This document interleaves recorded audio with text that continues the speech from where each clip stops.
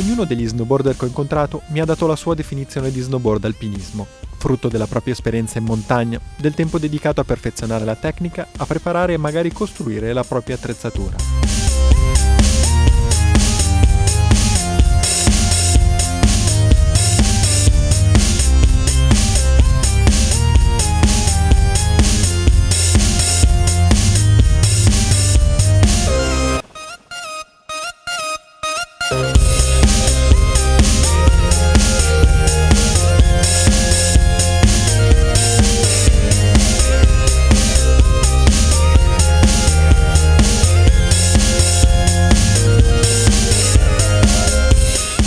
Lo snowboard alpinismo è il modo che hanno i surfisti della neve per girare le montagne. Bisogna partire da un presupposto: lo sci è un mezzo di trasporto, lo snowboard è un mezzo per scendere le montagne, quindi per viaggiare sulle montagne ci siamo dovuti inventare qualcosa, per cui non solo usando lo snowboard ma usando degli altri attrezzi per la salita, quindi le racchette da neve che sono state forse il primo strumento, oppure degli sci corti tagliati oppure sviluppati appositamente negli ultimi anni, oppure la tavola divisibile che è anche chiamata splitboard.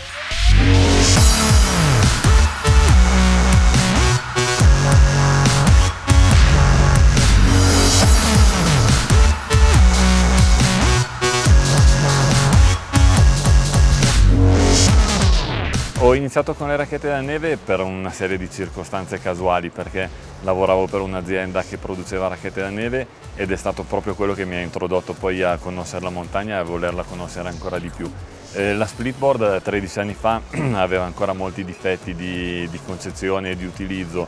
Mi era stato possibile provarla, ma non mi sembrava un'attrezzatura così performante. Questo ha fatto sì che per diversi anni ho utilizzato prima solo le racchette da neve e poi le due attrezzature insieme. Ma di solito la ciaspola abbina itinerari dove posso sfruttare in parte anche gli impianti di risalita e comunque itinerari dove non ho la complicazione ad esempio di traversi duri o non ho la neve troppo profonda. Con la split ad esempio questo discorso di portanza aiuta tantissimo anche nel battere la prima traccia. Sta avendo molta diffusione ultimamente l'utilizzo della splitboard, supportato dalla gran parte delle aziende produttrici di snowboard.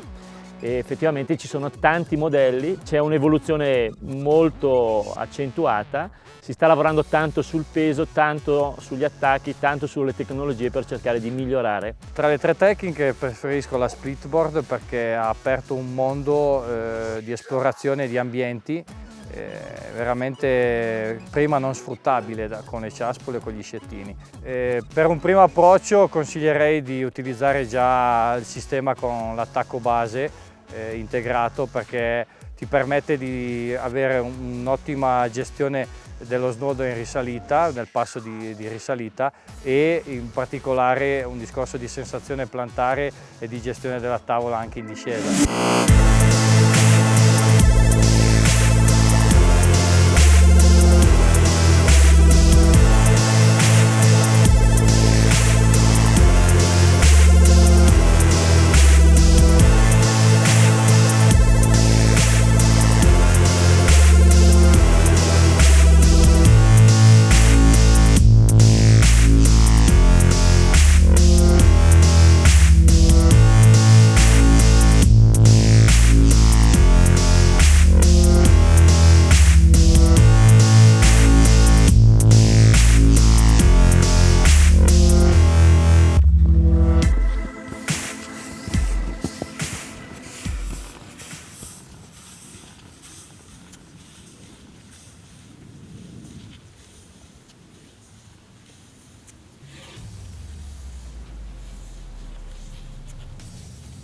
Io ho iniziato 12 anni fa facendo un corso con il CAI di Nembro e utilizzavo le racchette da neve, le ciaspole.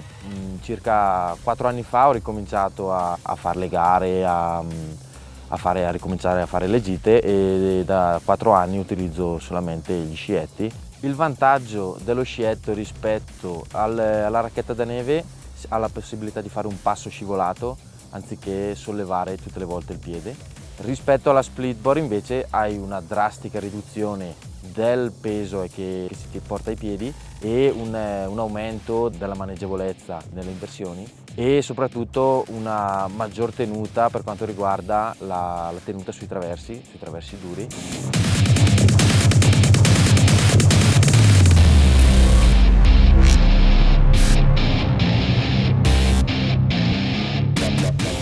Gran parte delle persone che utilizzano gli scietti sono, tra virgolette, obbligate anche a utilizzare uno scarpone da sci alpinismo attualmente. Ci auguriamo che nel breve tempo anche le aziende che producono scarponi soft da snowboard realizzino uno scarpone fatto per camminare, magari con un'interfaccia per poter fissare l'attacchino e di conseguenza riuscire a diventare più efficienti anche con una scarpa soft. Quando ti muovi su ghiacciaio o situazioni di ripido, l'avere un attacco hard, uno scarpone hard rende più facile l'allacciamento dei ramponi piuttosto che un'attrezzatura un po' più da alta montagna e anche lì l'esperienza poi insegna a saper utilizzare e scegliere il materiale giusto per la giornata.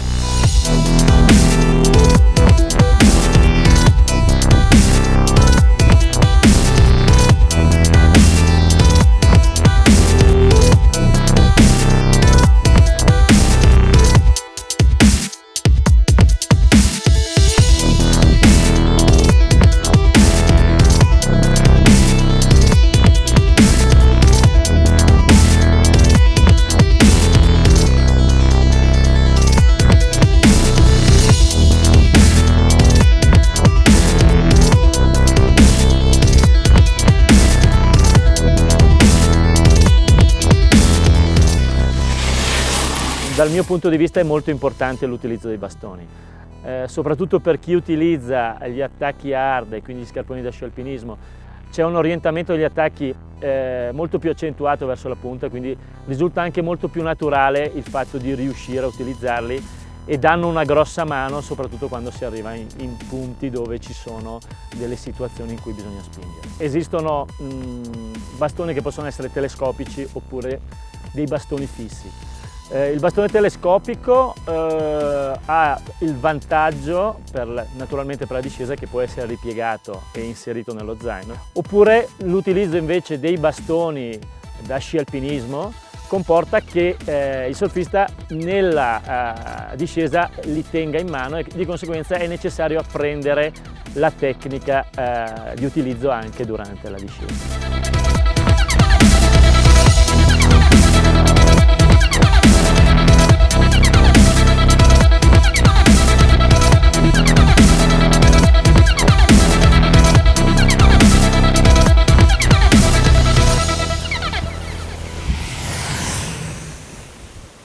Ci si muove come gli sci alpinisti, di conseguenza anche lo snowboarder dovrebbe vestirsi come uno sci alpinista. L'alpinista è quello che mette un po' più abbigliamento, se vogliamo, estremo, per condizioni estreme. Questo cosa vuol dire? Che non deve essere per forza pesante e caldo, deve essere piuttosto leggero, a strati, intercambiabile, e in base alle condizioni che abbiamo al momento dobbiamo poter aggiungere e togliere strati. Tutto quello che riguarda il classico vestire da snowboarder non è il massimo nel momento in cui si pratica questo sport. La traspirabilità è importante. Se noi sudiamo e abbiamo addosso una maglietta in cotone e una giacca non traspirante, il giorno dopo avremo mal di schiena o avremo una piccola bronchite.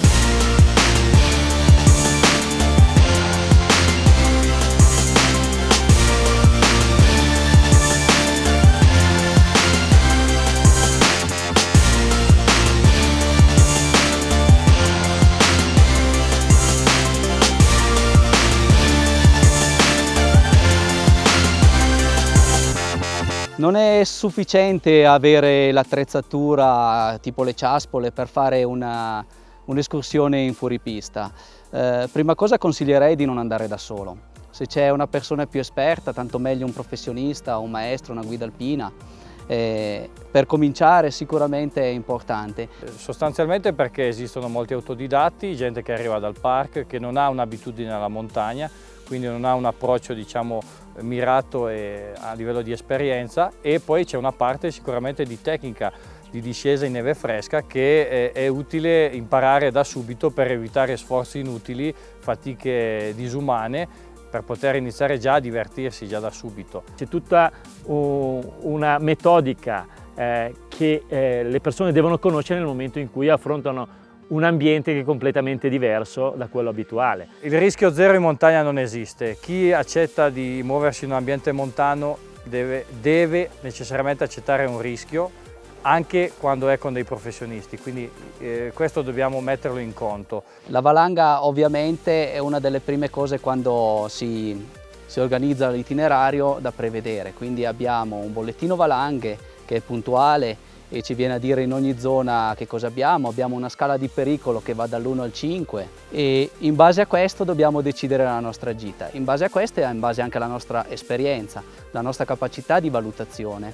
Anche il fatto di vivere sul posto o di venire piuttosto dalla città senza sapere quello che è successo durante la settimana può essere un problema. Noi che viviamo la montagna quasi tutti i giorni, teniamo d'occhio, sappiamo le condizioni, parliamo con dei colleghi e non ci limitiamo a leggere quello che vediamo su internet perché sovente lo troviamo di un livello veramente basso come informazione. Ed è importante soprattutto avere materiale da autosoccorso, sono arva, pala e sonda.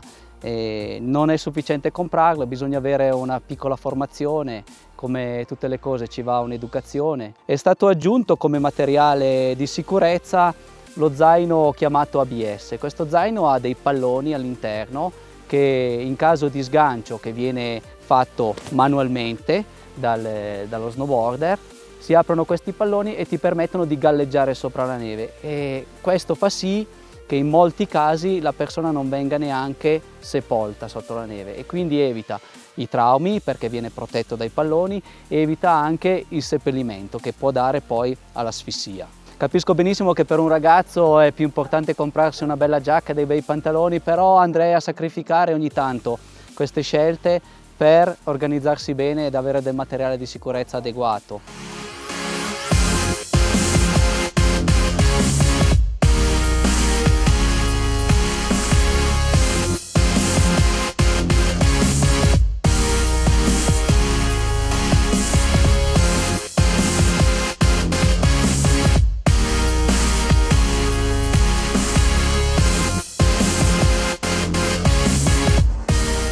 La preparazione fisica nello snowboardalpinismo è molto importante, anche perché non è solo discesa, è soprattutto salita, bisogna sapersi muovere. Fare fatica usando lo snowboard è una cosa che veniva denigrata fino a 5-6 anni fa, invece negli ultimi anni è diventata quasi un must per tanti snowboarder.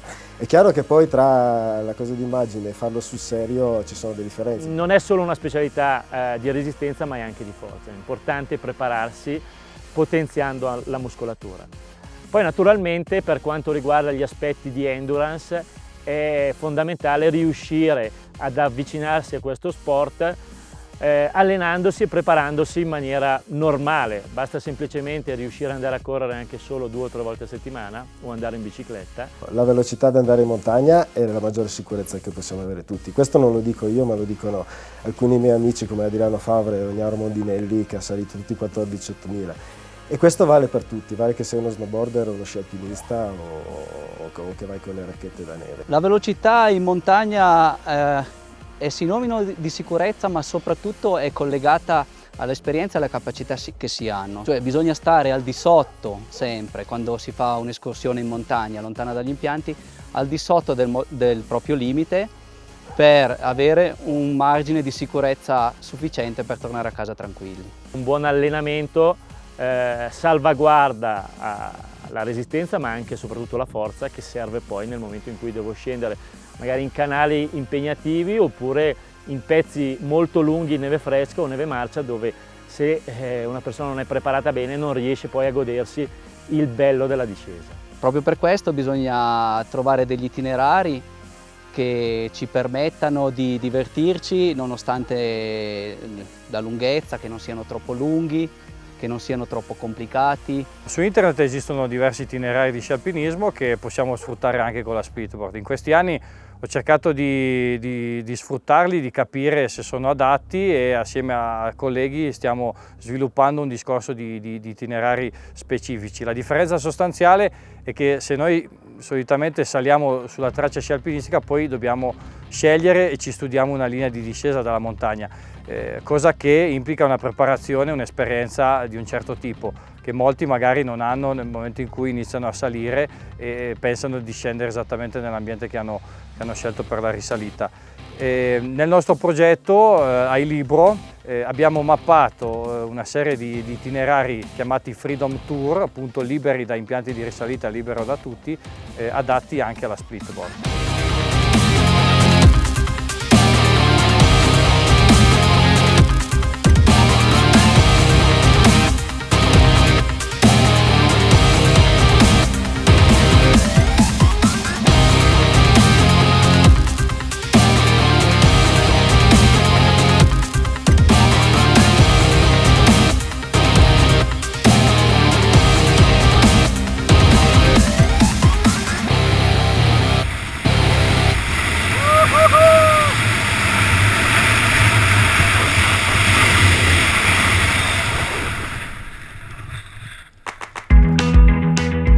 Molti anni prima che ci fosse il primo corso all'interno del CAI, per gli istruttori del CAI, ero andato al CAI a proporre proprio questa cosa qui. Ci risero in faccia e ci dissero: no, beh, ma se volete fare alpinismo dovete mettervi a sciare. Bene, noi con il nostro club di Ivrea, che è un club storico Aurora, avevamo una trentina di gente che andava in giro con racchette e snowboard, prendemmo una guida e iniziamo ad andare in giro. Le associazioni che si muovono attorno al backcountry e allo snowboard alpinismo sono in Italia non tantissime, sono 4 o 5 realtà che però sono diventate fondamentali per promuovere e divulgare un po' questo nostro credo.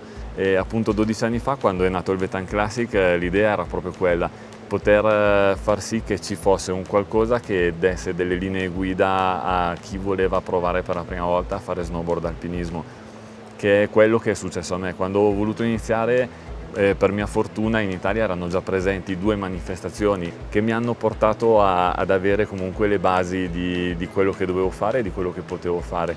E da lì il Vetan Classic appunto nasce sia come gara ma come momento di incontro, soprattutto per portare sempre più appassionati a sapere quello che si sta facendo, quindi ad avere un punto di inizio. La Federazione Snowboard Italia da 5 stagioni organizza un circuito di Coppa Italia con dei campionati italiani assoluti. Si può gareggiare con qualsiasi attrezzo, anche solo per divertirsi, anche perché l'agonismo in queste gare è un po' l'ultima delle cose. Principalmente è una festa che si fa tutti insieme, condividendo la passione per la montagna.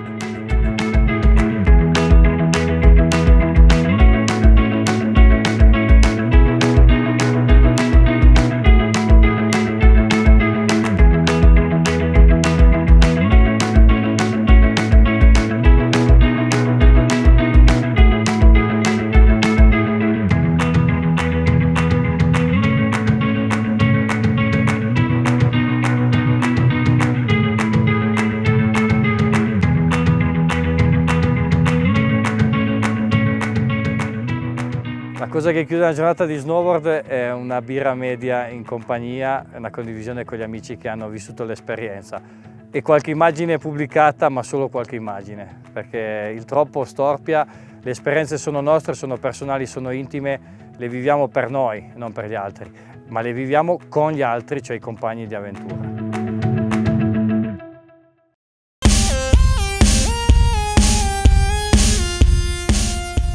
Pratico snowboard alpinismo da 3 anni e sono in bicicletta per fare un po' di riabilitazione. Qualche mese fa, realizzando le riprese per questo video, sono stato travolto da una valanga, fortunatamente senza gravi conseguenze.